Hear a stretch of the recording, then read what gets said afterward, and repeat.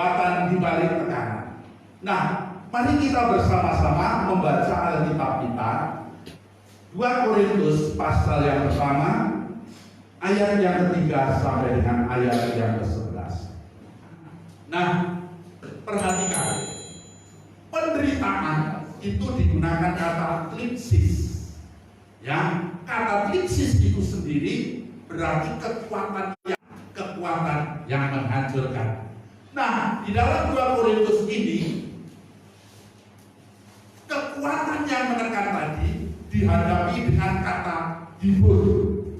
Hibur itu memiliki makna semangat. Ya, hibur digunakan kata di situ yang ada. Baik dihibur, menghiburkan, penghiburan, dihiburkan, ya. Nah, jemaat Tuhan yang kekasih, hibur di situ memiliki makna semangat.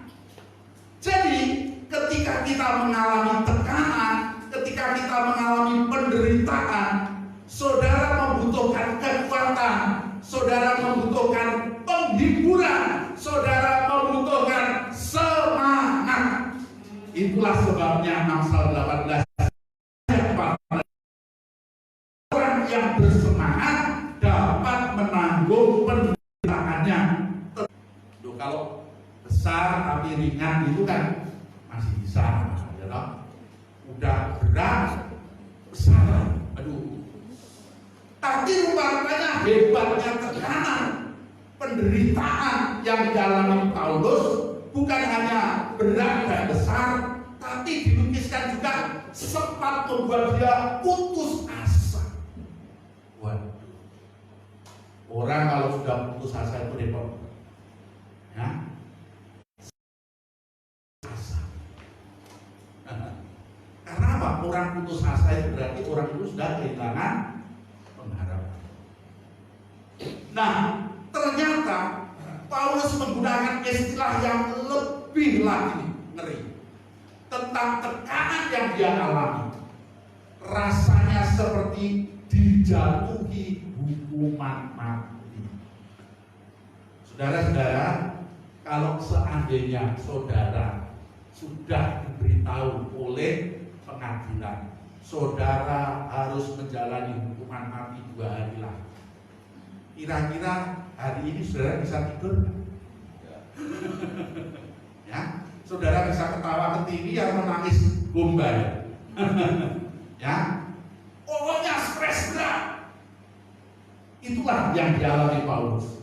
Tentang hebatnya tekanan yang dialami. Itu kita bisa pelajari di dalam ayat 8, ayat 9. Nah, jemaat Tuhan yang kekasih, tetapi luar biasa, di dalam Tuhan tersedia anugerah Allah, dan anugerah Allah itu selalu lebih besar dari segala kelemahan kita.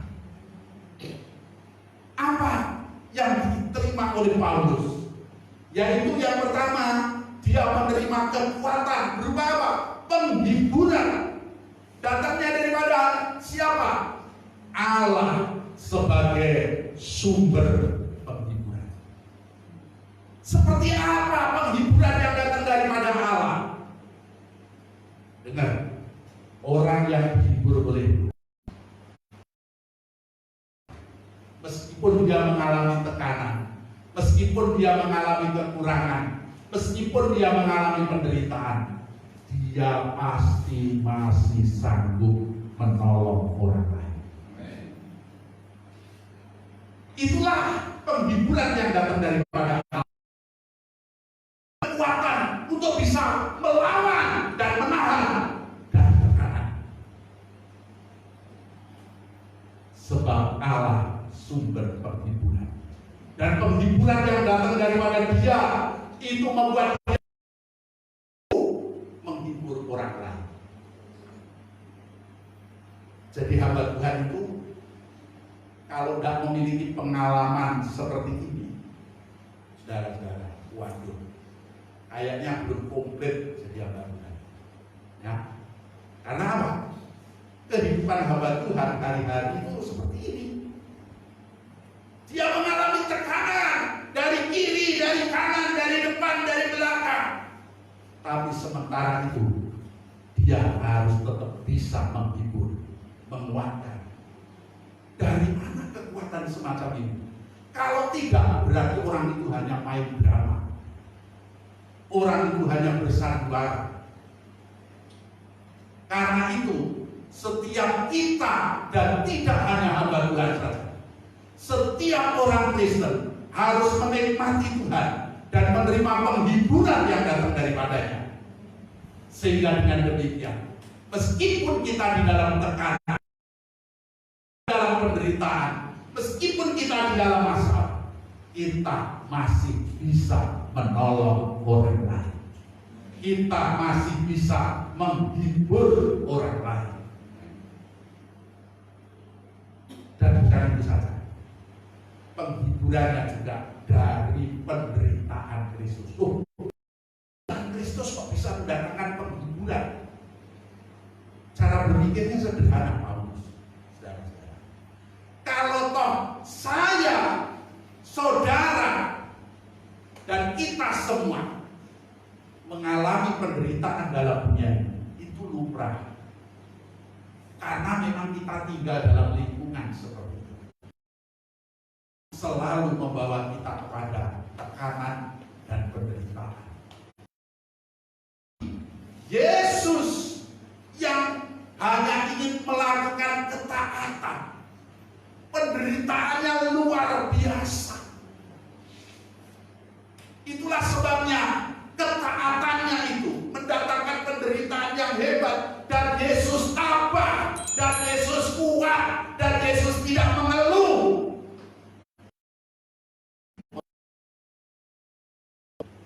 Memberi energi kepada Paulus, untuk Paulus terhibur.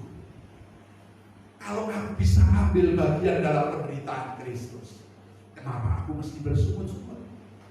Mengapa aku tidak menanggungnya dengan semangat? Mengapa aku tidak menanggungnya dengan penghiburan? Mengapa aku tidak menanggungnya dengan keikhlasan? Itulah sebabnya penderitaan Kristus itu mendatangkan penghiburan. Demikian pula pagi ini kita melakukan perjamuan kudus, karena kita mau mendapatkan kekuatan yang baru. Katakan amin. Mendapat penghiburan di tengah-tengah kesukaran, kesulitan hidup yang kita jalani.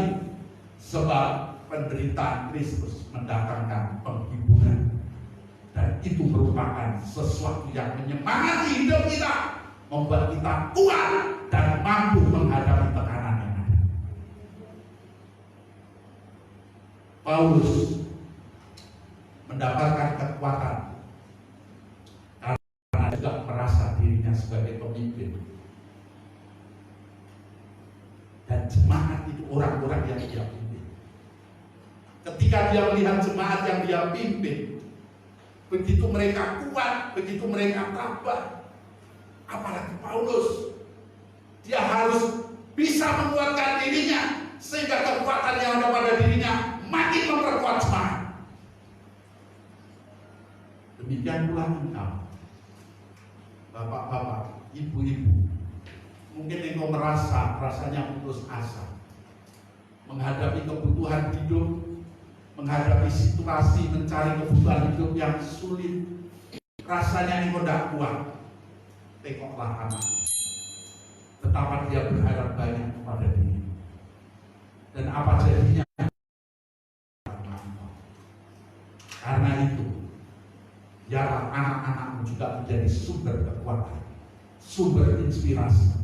Orang-orang yang mau pimpin, orang-orang yang bergantung kepada dirimu, itu juga menjadi inspirasi untuk menguatkan hati dan hati kita semua. Katakan amin.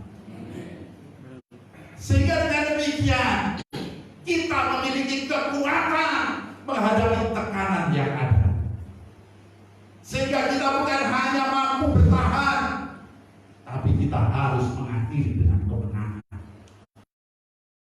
Tahu ada kekuatan dengan sumber yang tidak terbatas. Allah sumber penghiburan. Penderitaan Kristus mendatangkan kekuatan, dan mentalitas pemimpin itu harus bergelora di hati setiap orang percaya. Jemaat Tuhan yang kekasih, lalu apa tujuannya Tuhan mengizinkan kita mengalami tekanan? Apakah Tuhan kurang kerjaan? Enggak. Apakah Tuhan mengizinkan tekanan itu supaya mencobai kita? Saudara-saudara, perhatikan di sini. Dalam ayat yang ke-9, Rasul Paulus, bahkan kami merasa seolah-olah kami telah dijatuhi hukuman mati, tetapi hal itu terjadi supaya kami jangan menaruh kepercayaan pada diri kami sendiri. Jadi setiap tekanan itu Allah izinkan supaya kita itu mendekat kepada Tuhan. Katakan amin. Banyak orang Kristen tidak menyadari. Akibatnya apa?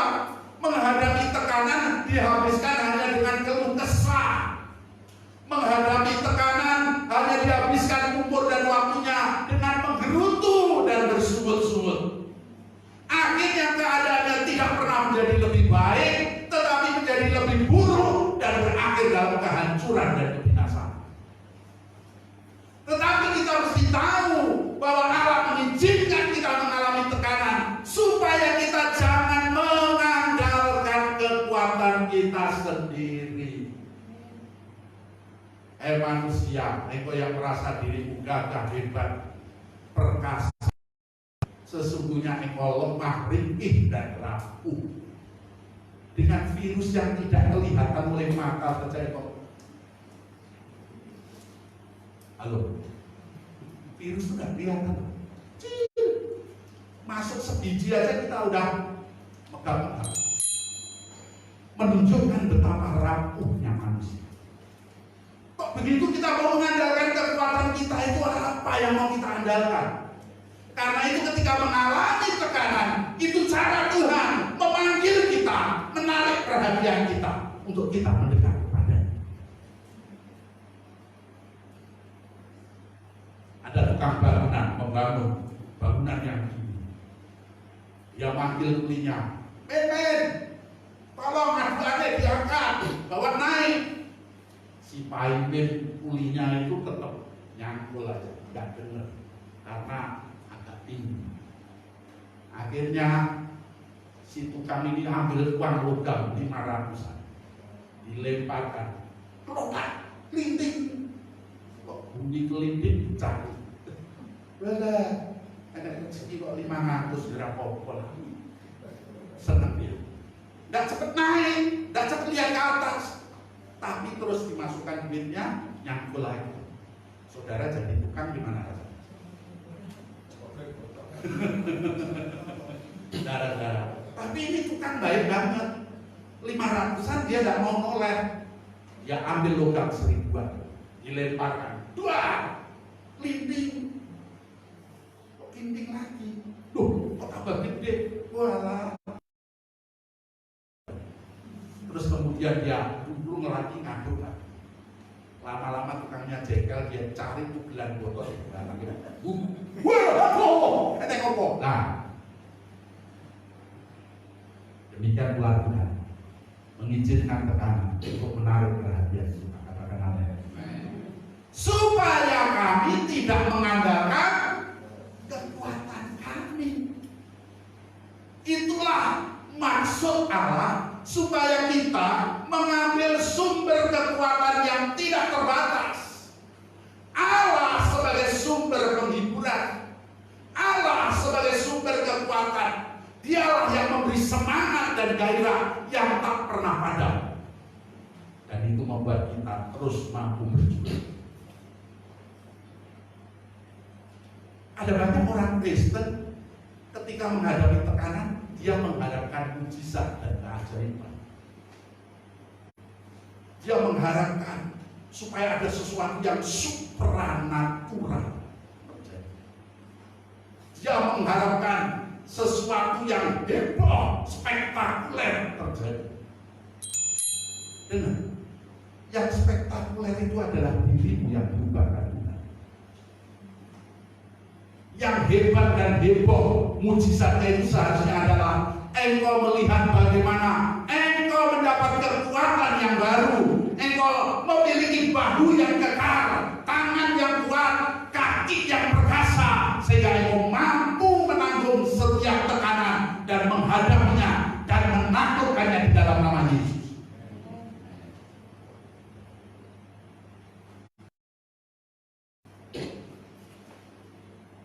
Karena itu, ketika tekanan terjadi, jangan sembarangan cari inspirasi.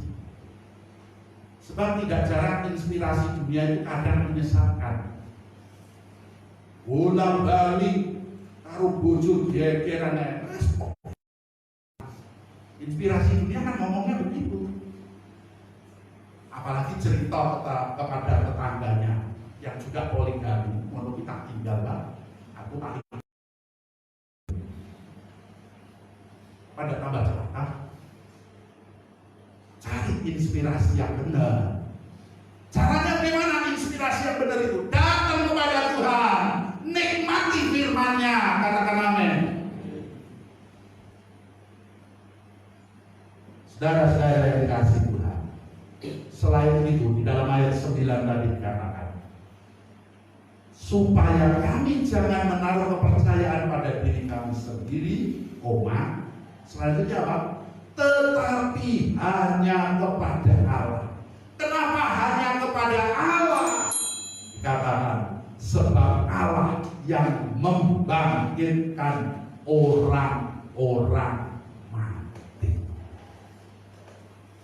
Jadi tekanan itu Allah izinkan terjadi supaya kita menaruh kepercayaan bukan pada diri sendiri, tapi menaruh kepercayaan kepada Allah. Kenapa kita mesti taruhkan kepercayaan kita kepada Allah, pengharapan kita kepada Allah? Mengapa kita bergantung kepada Dia? Sebab Dia mampu membangkitkan orang. Kalau toh kita harus mati menghadapi tekanan ini, percaya Allah tidak mau dirinya. Dia akan membangkitkan kita sedemikian rupa sehingga kita mampu menaklukkan tekanan. Itulah yang Paulus maksudkan. Sehingga dengan demikian tekanan yang berat dan besar, tekanan yang membuat dirinya putus asa, tekanan yang membuat dia serasa seperti dijatuhi hukuman mati, itu biadab. Jemaat Tuhan yang kekasih, jangan menaruh kepercayaan pada diri sendiri, tapi menaruh kepercayaan sebab Allah sanggup membangkitkan orang mati. Lalu mengapa Allah lakukan itu? Allah kita kepingin semua kita menjadi umat yang bersyukur. Lewat semua itu mendatangkan ucapan syukur, supaya setiap jemaat yang mendoakan Rasul Paulus dan mereka mendengar Rasul Paulus menghadapi tekanan dan ternyata Paulus tetap berdiri tegak, Paulus tetap tidak takluk dengan penderitaan dan tekanan, tapi dia malah berkemenangan. Itulah sebabnya jemaat akan bersyukur, sebab mereka yakin doa mereka dikabulkan Tuhan. Jemaat Tuhan yang kekasih, itulah kekuatan di balik Allah sebagai sumber penghidupan. Penderitaan Kristus memberi kita kekuatan. Dan setiap orang yang kita pimpin dan kita layani, biarlah itu menjadi motivasi dan inspirasi kita untuk kita berjuang. Bapak-bapak, ketika engkau lelah berjuang, mungkin engkau mengayuh becakmu dengan oleh karena sepinya penuh menumpang. Jangan engkau berhenti berjuang. Ketika engkau berhenti berjuang dan merasa dirimu lelah, wajah anak, bayangkanlah wajah istrimu, betapa mereka mengharapkan engkau bisa bersemangat. Karena itu jangan pernah menjadi lemah. Sebab orang-orang yang kita pimpin dan kita layani itu sumber motivasi kita untuk kita mau berjuang dan tidak mengenal. Jemaat Tuhan yang kekasih, tekanan itu memang macamnya ada bermacam-macam. Dan Allah seringkali mengizinkan kepada kita tekanan mendekat kepada kita, tekanan menekan kita, tekanan menghantam kita. Supaya apa? Tadi kita telah belajar. Supaya lewat tekanan itu jangan kita mengandalkan kekuatan kita sendiri, tapi mengandalkan Allah membangkitkan orang mati. Demikian pula dengan tekanan, berbagai macam tekanan yang ada. Mungkin kita mengalami tekanan ekonomi. Kalau Allah izinkan kita mengalami tekanan ekonomi, itu berarti Allah ingin kita belajar mengenal Dia sebagai Tuhan pemelihara kita yang sempurna. Itulah sebabnya kita tidak pernah bisa cerita tentang kebaikan Tuhan, bahwa Tuhan itu baik, sanggup memelihara kita. Kalau kita tidak pernah kekurangan, apa buktinya? Tuhan mau setiap kita jadi orang Kristen yang kaya pengalaman berjalan bersama dengan Tuhan. Itulah sebabnya Allah izinkan berbagai tekanan. Sebab Dia mau kita mengenal Allah bukan hanya satu sisi, bukan hanya satu dimensi, tetapi secara utuh, secara penuh. Kita mengenal, kita memiliki hidup bergaul bersama dengan Dia. Selain tekanan ekonomi, mungkin tekanan situasi. Ketika kita mengalami tekanan situasi, Allah izinkan supaya kita mengenal Dia sebagai Allah pelindung yang sempurna. Dia memprotek kita, Dia melindungi kita, kuasa darah kita, pasukan malaikat yang memagari kita, kasih karunia yang membentengi kita. Mungkin saudara pun bisa jadi mengalami tekanan batin. Engkau dilukai, engkau disakiti, engkau dikecewakan, engkau menyesal. Allah izinkan semua itu supaya engkau bisa mengenal Dia Tuhan adalah Bapa yang penuh belas kasihan, yang sanggup membeban luka hati, yang sanggup membentuk kembali impianmu yang hancur, yang sanggup menegakkan kakimu yang lemah. Ketika engkau mulai belajar mempraktekkan kebenarannya, engkau melepaskan pengampunan, engkau melepaskan belas kasihan, engkau menunjukkan kasih kepada orang yang sudah melukai hatimu, mengecewakan engkau, bahkan membuat engkau menderita. Tapi ketika engkau mempraktekkan firman, engkau akan mengenal Tuhan yang penuh kemurahan dan belas kasihan, itu melakukan kebaikan untuk hidupmu. Karena itu ketika hatimu terluka, batinmu mengalami tekanan, dengar, itu cara Tuhan memanggil untuk engkau mendekat kepadanya, mengenal Dia lebih baik,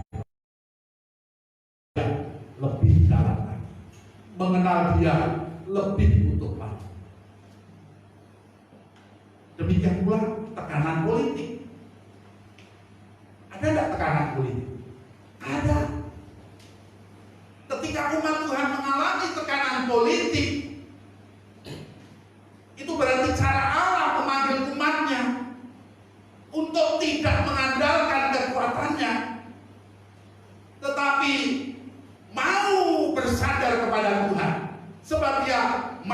membangkitkan orang mati.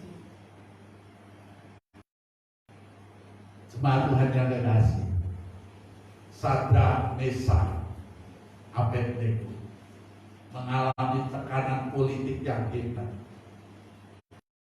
Keyakinannya dipolitisir, dianggap sebagai kudeta ideologi dan kudeta politik.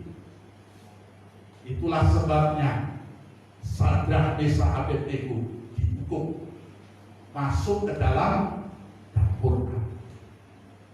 Tapi Sadrak, Mesak tidak lagi menaruh kepercayaannya pada diri sendiri, tapi kepada Allah yang berdaulat, Allah yang absolut, Allah yang kehendaknya tidak bisa disangkal.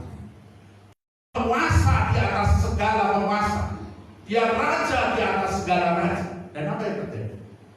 Ketika Sadrak, Mesak dia masukkan ke dalam dapur api, yang memasukkan ke dalam dapur api mati terpanggang, karena dapur api dipanaskan 7 kali lebih panas.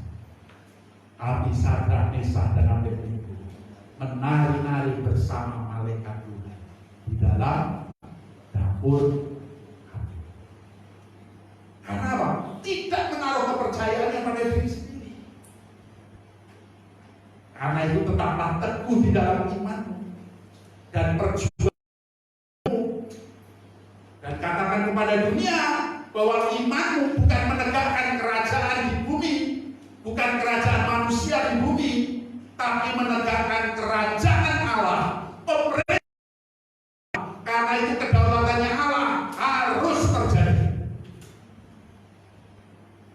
Oleh karena itu jemaat Tuhan yang kekasih, penting setiap kita mempertahankan kepercayaan kita kepada Allah di tengah berbagai tekanan yang begitu. Mengapa engkau tertekan, hai jiwaku? Dan gelisah dalam diriku. Berharaplah kepada Allah, sebab kamu bersyukur lagi kepada penolongku. Dan kiranya ayat ini juga menjadi ayat cerita hati. Ketika kita gelisah, ketika kita tertekan, kita tidak ngerti harus melakukan apa. Satu hal yang kita harus tahu, kita tidak boleh kehilangan semangat. Sebab Allah sebagai sumber penghiburan ada di dalam diri kita. Dia bukan hanya menghibur kita, tapi dia memberi penghiburan yang tidak terbatas, sehingga kita pasti mampu menghibur mereka yang lain. Karena itu ketika engkau mengalami kesusahan, ada baiknya engkau cari orang yang lebih susah dari dirimu. Tolonglah, ulurkan tanganmu, tunjukkanlah kemurahan hatimu, lihatlah betapa bersyukur. Dan ketika orang itu bersyukur, sesuatu yang luar biasa sedang terjadi dalam diri. Engkau akan melihat betapa Tuhan jauh lebih hebat lagi. Kalau aku bisa menolong orang lain dan orang lain diberkati, tertolong, dibangkitkan imannya, dikuatkan hatinya menjadi teguh. Engkau pun boleh berseru kepada Tuhan, mengapa engkau tertekan oleh jiwa dan gelisah dalam dirimu. Aku mau berharap kepada Tuhan supaya aku bisa bersyukur.